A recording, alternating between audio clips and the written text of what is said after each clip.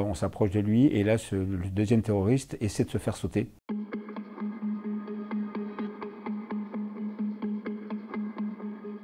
C'était donc un vendredi, je me trouvais à ma maison de campagne, en compagnie de mon épouse, et j'étais, je dirais, tranquillement en train de regarder un match de foot. J'ai reçu un appel téléphonique de dépiégeurs d'assaut. Ce sont des gens qui s'occupent en fait, de tout ce qui est dépiégeage d'explosifs. Quand il y en a un qui m'appelle et qui me signale qu'il y a une explosion au Stade de France. Et puis je reçois un deuxième appel en me disant qu'il y a une deuxième explosion. Et puis très rapidement, on reçoit des appels comme quoi il y a des fusillades dans Paris. Je comprends qu'il va falloir rabattre tout le monde et puis revenir en urgence. Je suis rentré très vite sur Paris, donc j'ai l'habitude de dire que j'ai roulé à peu près les 60 km qui nous séparent de Paris en 23 minutes. Je suis allé au 36 et on a fait un point de situation. J'avais déjà des colonnes d'assaut qui étaient parties avec Christophe Malmu, mon chef. J'arrive au Bataclan, c'est des scènes incroyables. On voit des gens qui ont été abattus, qui sont devant le Bataclan. On comprend qu'il y a énormément de gens coincés à l'intérieur. On ne sait pas s'il y a beaucoup de morts. Tout ce qu'on sait, c'est qu'il y a une fusillade. Donc notre premier souci, ça va être de pénétrer dans le Bataclan, sans se faire tirer dessus, et en sécurisant. Et puis évacuer le maximum de gens. Rapidement, on comprend qu'en fait, il y a beaucoup de gens qui sont simplement couchés, mais pas blessés. On va évacuer des gens, et on va les évacuer avec des brancards, mais quand on n'a pas de brancard, on prend même ce qu'on appelle des barrières Vauban. Elles vont servir aussi de brancards pour porter 2-3 personnes. Pendant ce temps-là, on a nos équipes qui travaillent, et en étant sur un des balcons, notamment le balcon gauche, on sait qu'on est en contact avec des terroristes qui sont retranchés derrière une porte avec des otages.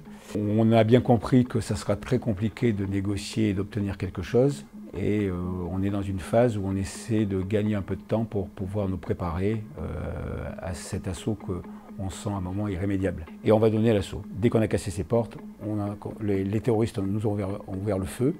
On avait un bouclier de protection qui a pris l'essentiel de chargeurs de Kalachnikov, donc du matériel lourd pour pouvoir faire un maximum de dégâts.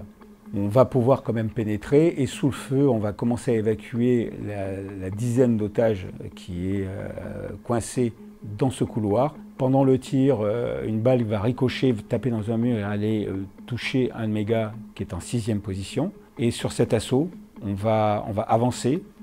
On va perdre notre bouclier parce qu'il y a un petit escalier, il y a des gens encore qui sont au sol, donc ce bouclier va tomber. On va neutraliser le premier terroriste qu'on fait reculer avec des grenades et avec quelques tirs, puisqu'on est obligé de tirer, on tire en hauteur, on tire très peu, et ce terroriste, quand il reçoit les tirs, va déclencher son explosif et va donc blaster le deuxième terroriste. On fait sortir encore d'autres otages qui sont caché dans un local technique. On s'approche de lui et là, le deuxième terroriste essaie de se faire sauter. La chance qu'on a, c'est que ce gilet explosif a tourné sur lui-même et il n'arrive pas à trouver le bouton pour pouvoir déclencher. Quand on perçoit qu'il va essayer de se faire exploser, on est obligé aussi de le neutraliser. À l'issue de ça, on a poursuivi nos opérations, on a fait sortir tous les gens. On est descendu avec mon chef dans la fosse. On a vu tous ces portables qui sonnaient, des gens qui s'étaient débarrassés de leurs portables. Et c'est là qu'on découvre l'horreur parce qu'on voit tous ces gens-là qui ont été tués. On voit les portables qui s'allument avec des noms de papa, maman ou des gens de leur famille qui essaient de les joindre. Et c'est là aussi qu'on se rend compte aussi de notre comportement, puisque c'est là qu'on se dit, mon Dieu, j'ai marché sur des gens et on n'était pas vraiment conscient de ce qu'on faisait, tellement on était focus sur l'opération. C'est là peut-être qu'on a commencé à redescendre, nous, et à se rendre compte de l'horreur de la situation, en voyant des gens qui se tenaient par la main et ce genre de choses.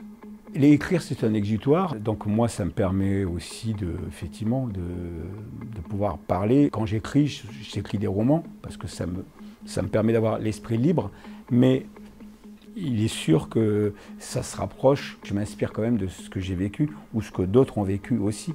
Tout le monde est marqué par ça. Et je crois que même après les années, on n'oubliera pas. On a fini les opérations vers 5-6 heures du matin. On est rentré au 36 quai des Orfèvres. En général, à la fin des opérations, on est toujours heureux quand ça s'est bien passé pour nous. On n'avait qu'un seul blessé. Et ce soir-là, je me souviens qu'on avait tous une mine sévère. On n'avait pas envie de parler, on n'avait pas envie de plaisanter entre nous. On avait tous qu'une envie, c'est de rentrer chez nous.